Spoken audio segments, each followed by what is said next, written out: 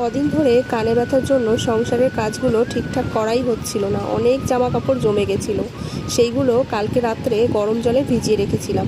সকালে উঠে সমস্ত কাজবাজ সেরে রান্নাবান্না সেরে তারপরে আমি গেছিলাম বাথরুমে কাচাকাচি করতে, কারণ অনেকটা টাইম লাগবে। তার মধ্যে মাথায় শ্যাম্পু করব, বাথরুমটাও অনেক দিন পরিষ্কার করা হচ্ছিল না। সব কিছু করে এই যে এখন স্নান করে ফ্রেশ হয়ে চলে এসেছি ছাদে। আর ওই যে দেখতে পাচ্ছ কাকটা, চন্দন বলছে ওটা নাকি আমার ঠাম্মা দাদু আসে, যে চন্দন আমার সাথে খারাপ ব্যবহার করছে নাকি ভালো। আসলে আমার ঠাম্মা দাদু আমাকে প্রচুর পরিমাণে ভালোবাসতো, তো সেই জন্যই চন্দন ওরকম ইয়ার্কি মারছিল। যাই হোক, ঘরে চলে এসেছি। ঘরে এসে এই যে পুজোটাও দিয়ে নিলাম, তারপরে চলে এসেছি খাবার টেবিলে। আসলে সকালবেলা না সেরকম কিছু খাওয়া হয়নি, ওই চা বিস্কুটই খাওয়া হয়েছিল।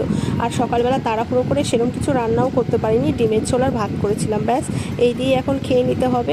তো বিকেলবেলা আবার একটুখানি গিয়েছিলাম ডাক্তারখানায়, কারণ ব্যথাটা কমেছে, কিন্তু ওষুধ নাকি খেতে হবে এখনও কন্টিনিউ। তারপরে আসার সময় একটু চপ নিয়ে এসেছিলাম, এখন চপ মুড়ি আর চা